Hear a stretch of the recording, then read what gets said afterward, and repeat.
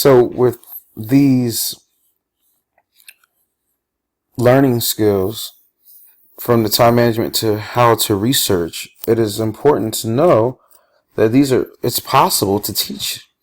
Now, if you think they may not be a part of your content, etc., they may very well not be if you're not in a specific type of a class. But I know teach professors in engineering, even if they look at their accreditation standards for their particular area, they're teaching some of these to students. So when we get down into some of the specifics, these can not only be taught, but taught in a way that links to some of the competencies and or learning outcomes in your area. And these are the gifts that keep giving, right? The skills. Because time management in one class, well, I guess I should say, if you were taught all these or how to go about cultivating and developing these skills, imagine what it would do for the next class and the class after that, even in life in general. There's some of this that we're still learning at this point in time. So, teaching students skills. How do you teach skills incorporated in your pedagogy? I'll give you one example. Note-taking. The process of note-taking. We may tell students to take notes, but we may never give them a 5-minute spill or 10 minutes on how to exactly do that. There's a process. You have the Corel note-taking method and other methods that you may could look up to see, oh, wow, this is how you do it. This can be a video module in your Blackboard. It could be a quick email. It could be even a page in an area that you have in your course somewhere or somewhere online where you teach students skills about these. Because if they don't get it from you, where else are they going to get it? Unless they've taken a freshman seminar class. And in many cases, we have not all been so privileged to do so. So, in addition to teaching skills, how do you complement your instructional approach? And remember, we're talking about teaching students how to fish, and these are the ways in which we can do that. So, complementing your instructional approach. First, one, let's say that you teach, and what you teach is actually, in the class, but you figure if students actually experience this by going out in the city, the experiential learning aspect would help them. Let's say you lecture, or they may be reading, but maybe them watching a video. Or even remember what we learned with organization of knowledge, maybe having them organize it pictorially in a graphic organizer, etc. Having them create those Venn diagrams.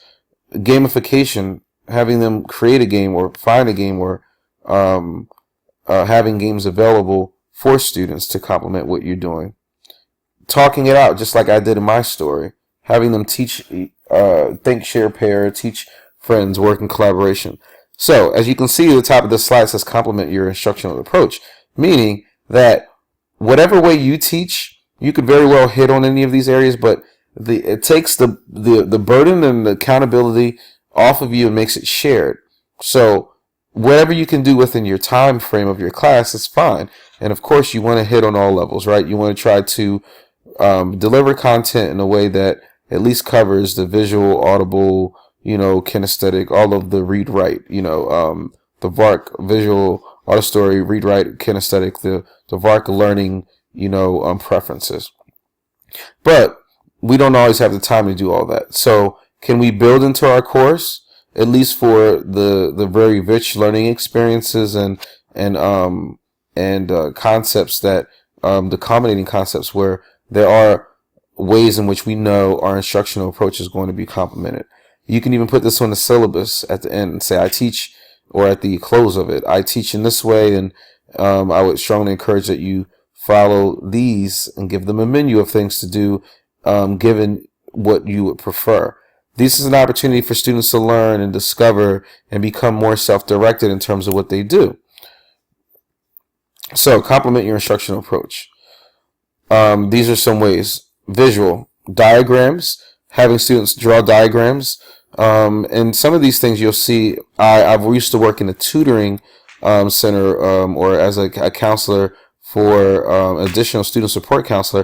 And I used to do these things with students. It's like, okay, so teach me the content. Hey, let's draw a diagram. Let's role play.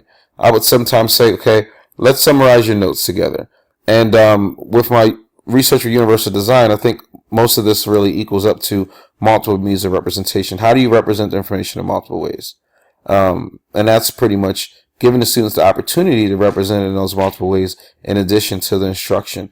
You can really have it where students are being also held accountable for their learning versus just instructor. But as instructors, we can know, okay, if I'm planning a class, if I could build all these into, not necessarily every class, but into driving home the point for specific outcomes in learning, categories and areas, then I'm doing that much better in terms of empowering students to learn more effectively. So I want you to think of one day's lesson using what we discussed today or what I've shared with you, and come up with a list of ways that you could have infused the teaching students how to fish approach, meaning teaching students the skills and complementing your instructional approach. How can you do that into your lesson for that particular day? So just think of it. Think of what that might be right now. You can pause the video and think through. Okay, so now it's quiz time. Now that you've paused the video, you came back here. And the quiz is, think to yourself, do you know of a few ways, a few skills that you can teach students? Think off the top of your head right now. What skills do you know that you can teach students in your instructional approach in your course? It'd be good if you could at least remember 3 or 5. You can pause the video and go ahead and do so. If you need a moment, take no more than like 5 minutes to think. Now also think about what actual ways can you complement your instructional approach. You can pause the video for that as well. So in terms of teaching the skills, of course, you can memorizing the vulnerability, note taking, goal setting, etc. Right? And then to complement your the instruction approach, using videos, graphic organizers, through talking verbally, games. So those are the different areas. So the next thing I want you to do is email me a picture to Carl at carl@tumble.edu of what best represents what you think of when you imagine the concept of learning how to learn. So just email me the picture, and in the subject line you can say learning how to learn photo. And this is something I'll share with class later or something like that.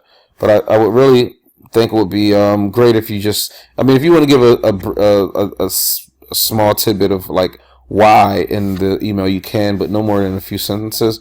But you don't even have to describe it if you wouldn't like to. If you don't, And you see I have here, think visually, right? So thinking visually means really literally that. We can think visually because we do think visually, but how can that help us even help students learn or drive home the point of specific concepts? So when I thought of, teaching learners how to learn or learning how to learn, that concept, I thought about this, right? So you had to learn how to learn. You had to learn the process of fishing, about the time, the scheduling, and how to, so learning how to learn, this little kid that's being taught here, when learning how to learn how to fish, it's not only can fish that day, but hopefully over time, the kid will continue to learn because of the way they've learned about fishing through the process, about the process. They've learned about the process of going about fishing at the time of the day, etc., and how to continue to get better at that. So these are some other pictures that have come up when some of your colleagues or peers or whatever have thought about this whole learning how to learn, the plan, do, reflect, remember the whole writing, the letters, and I'm going to really try to continue to have my little person do that. This, learning how to learn with the kids down here. And you see here, sometimes this says, let's fill like this words, please return when you have a better question. But what does that mean to you? And you see right here, this guy's using the Xbox to learn to play the guitar.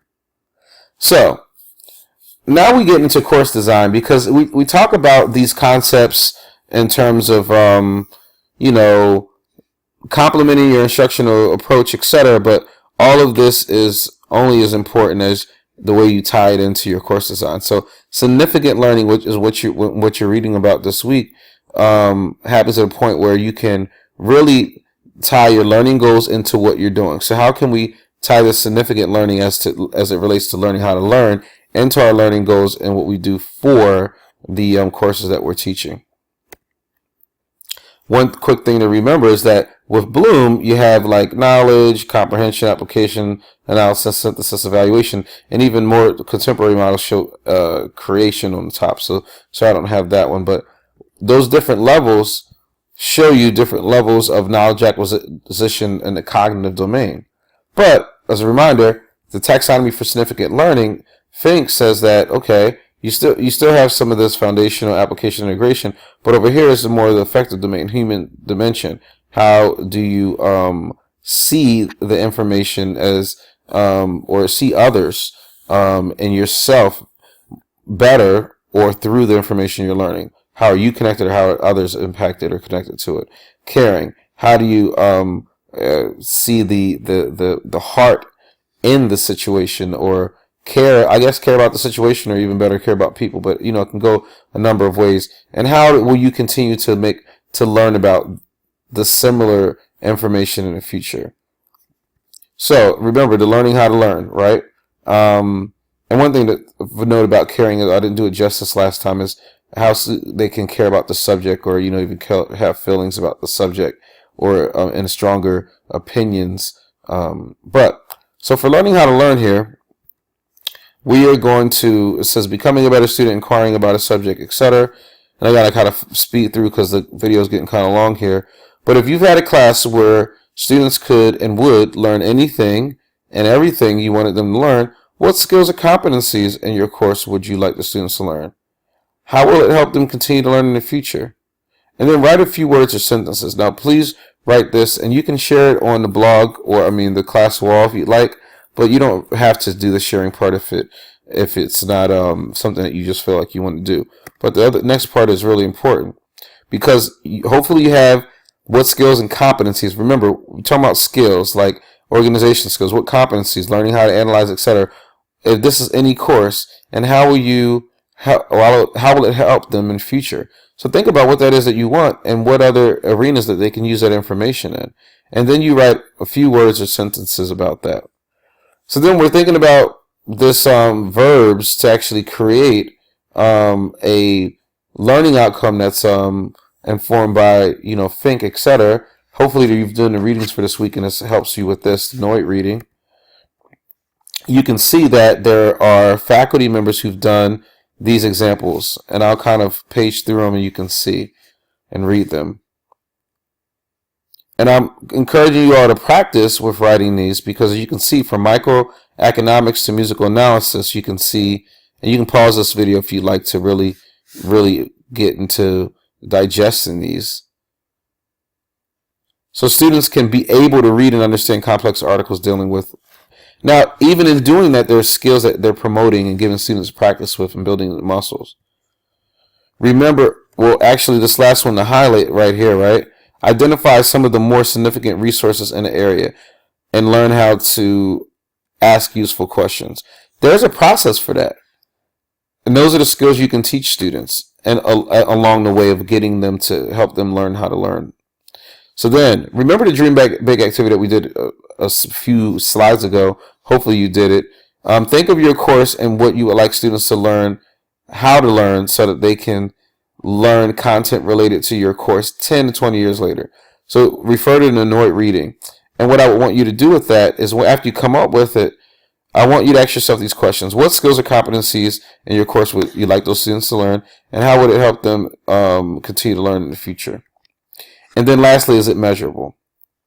When you have this really good learning how to learn goal, or let's say good, one that you feel good about, I want you to share that with the class. Actually, you can respond to this thread with your learning how to learn goal where this video is posted.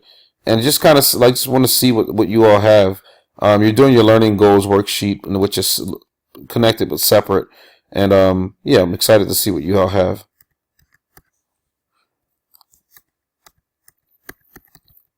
So we've already done a lot of this, and I'm not going to go into any of the more of this, but I'm hoping that This was helpful.